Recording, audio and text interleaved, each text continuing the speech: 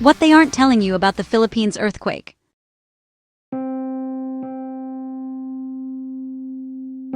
"74 dead, nearly 1,000 injured, a price tag nudging 4 billion pesos.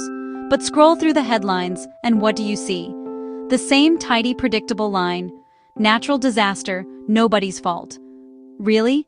Come on, because tonight, we've got our hands on leaked engineering audits, voice memos from barangay captains, and a timeline that screams the worst damage wasn't some act of nature. It was pure, unadulterated neglect. Stay with us till the very end. Trust me, those last 30 seconds, they're going to make you absolutely furious.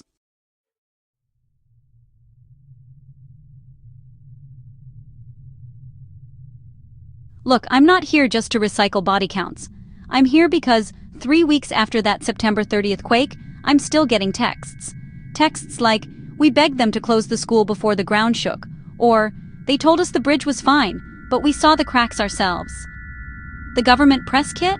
It calls this a manageable crisis. The very same kit, by the way, that stubbornly refuses to answer why half the bridges in Cebu were flagged structurally marginal way back in 2019, yet never, ever retrofitted. They knew, and they did nothing. So tonight, let's open up the files they hoped would stay buried forever. Let's peel back the layers of official excuses and get to the uncomfortable truth.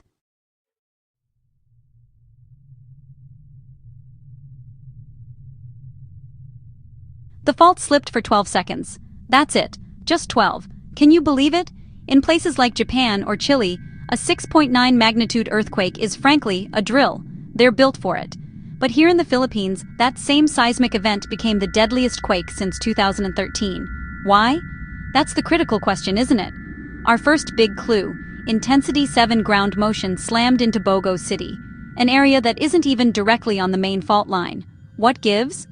Well, it turns out that soft sediment from reclaimed fish ponds amplified those seismic waves, turning a strong shake into a violent thrashing. And here's the kicker. Fivolks, our own seismology institute, mapped this exact risk back in 2017. They knew the ground was unstable, a literal sponge waiting to buckle. Yet, City Hall? They just kept on issuing building permits for that exact same soil. It's like we knew the foundation was jelly, but we built towering structures on it anyway, hoping for the best. It wasn't ignorance, it was a conscious gamble with people's lives.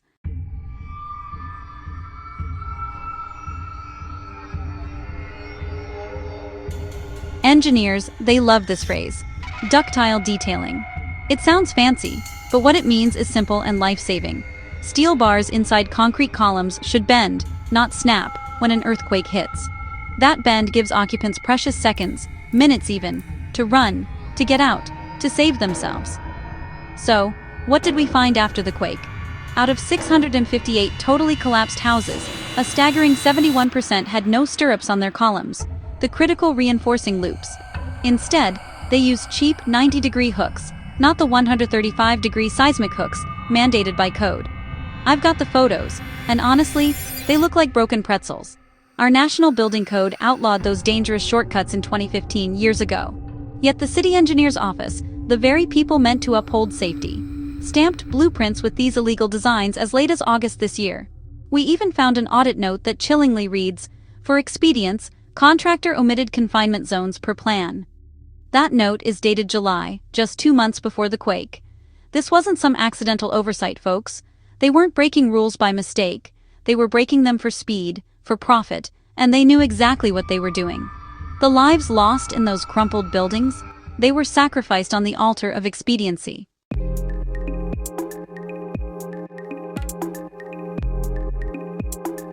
Cebu's grid went dark for a brutal 37 hours. The official story? Substations tripped because of the tremor. And sure, that's partially true. But the full blackout, the one that plunged entire communities into darkness and fear, didn't start with the initial shock. It started 42 minutes after the main tremor, when a single 69 kV transmission line in Compostela simply slumped onto a coconut trunk. A coconut trunk. This wasn't some ancient, decrepit line either. It was a 2022 vintage installation. So, why was a brand new transmission line draped across vegetation like a forgotten clothesline? A maintenance contractor, who asked to remain anonymous for very good reasons, told me, off the record of course, that tree-cutting funds, essential for keeping these lines clear, were reallocated to a mayor's tarpaulin project during the last barangay elections. A tarpaulin project. The memo confirming this is sitting in my inbox right now. I'll redact his name, naturally. The man's got kids in college and he shouldn't pay the price for speaking truth to power. This wasn't an act of God. It was an act of political opportunism, leaving thousands literally in the dark. Section 4. The bridge that became a mousetrap. 11 bridges closed across the affected areas, cutting off vital lifelines. But one particular bridge, the one linking Medellin to the rest of Cebu, didn't just close, it cracked laterally. Think about slicing a baguette, clean through the middle. The Department of Public Works and Highways, DPWH, had given it a sufficiency rating of 89% in their 2021 inspection. 89%. That sounded weird, even suspicious, so we pulled the raw data. And what did we find? The inspectors never even bothered to open the expansion joints, the critical points where the bridge needs to flex. They simply rated the surface asphalt and the lane markings. When the quake hit, the bearings slid, the deck dropped a horrifying 30 centimeters, and a delivery truck, caught completely unaware, nosed straight into that gaping maw. The driver thankfully survived. His passenger didn't make it. If anyone had bothered to lift a manhole cover, they'd have seen corrosion so thick you could poke a finger right through it. They just didn't. They signed off on a death trap, and now a family is grieving because of it. This wasn't a bridge failing, it was a system failing.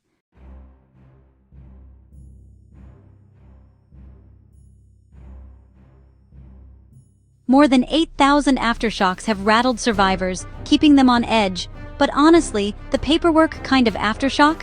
That hurts more, and it lasts longer. Residents in San Remigio, desperate to reclaim some normalcy, started clearing debris the very next morning, hoping to reopen the national highway. And what happened? The Department of Environment and Natural Resources, DENR, told them to stop. Why? No permit. They needed an environmental compliance certificate just to haul their own rubble. Can you believe it? It took 9 days for that bureaucratic nightmare to clear. 9 days of detours, which meant 400% fuel surcharges for fishermen trying to get their ice trucks through.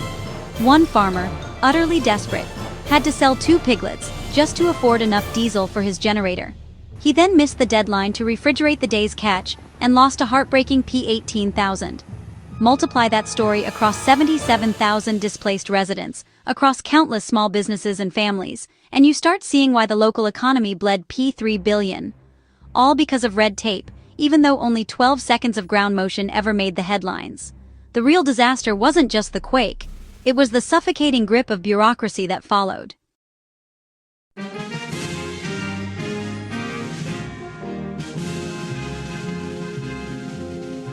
If this is the first time you're hearing any of these numbers, any of these stories, then you need to hit that subscribe button right now. We're committed to digging where the nightly news stops, where the official narratives crumble. And hey, do me a favor, share this with your aunt who keeps forwarding those Pray for Cebu JPEGs. She deserves the full unvarnished picture too. Let's make sure the truth reaches everyone.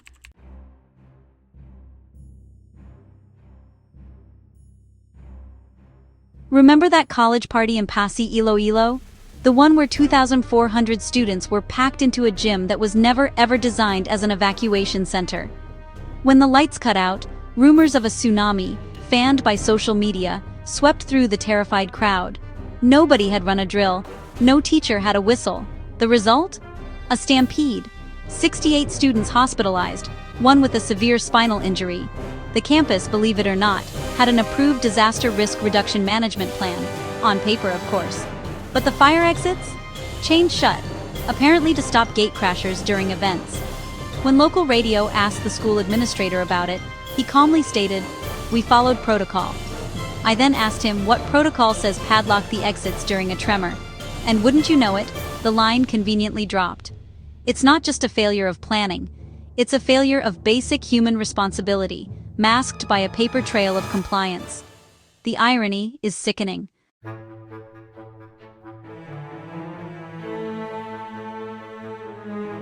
Three days after the quake, 400 sacks of desperately needed rice sat idle at the Cebu port. Why? Because the Bureau of Customs demanded gate passes. Local government units, LGUs, sent trucks, but those trucks were sent back. Wrong size axle, wrong color, OR, CHOT, CR copies, you name it. 1,000 excuses, zero rice reaching hungry families. Meanwhile, a Facebook group, fueled by pure community spirit, crowdfunded P1.3 million for hot meals. They cooked in a borrowed resort kitchen and fed 8,400 evacuees before a single grain of that government rice moved. I'm not trying to romanticize charity here. I'm pointing out that the state's logistics chain has more friction than a wet rope bridge. It's clogged with bureaucracy and petty rules, while real people suffer. And yet, amidst all this, congressmen were still posing for selfies, holding up their One Cebu cards. It's a stark, infuriating contrast between the efficiency of ordinary citizens and the glacial pace of official relief.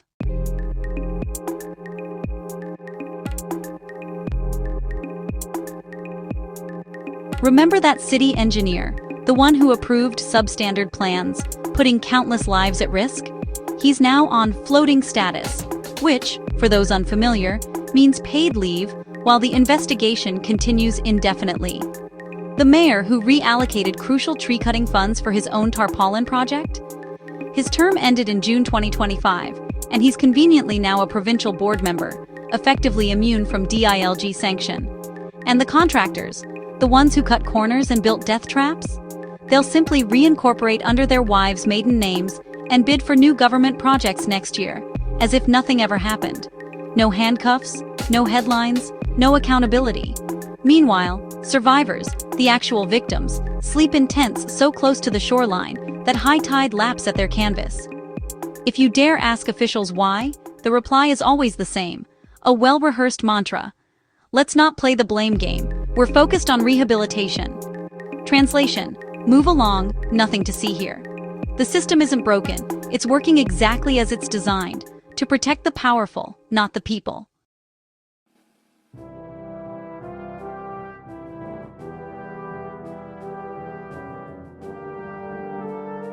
So, when the press calls this a natural disaster, remember the missing stirrups, the unaudited bridges, the chained fire exits, the rice left to rot on a technicality.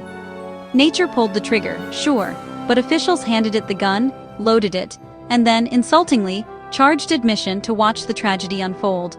Until someone, anyone, faces real penalties, real consequences for their negligence and corruption, the next quake won't be a tragedy. It will simply be a sequel. We have to hold our leaders to account. We have to share the evidence. We have to keep asking why a 12-second shake cost 74 lives, and why so many more were left to suffer in its wake. Because they're hoping you'll forget. Don't. Don't let them get away with it.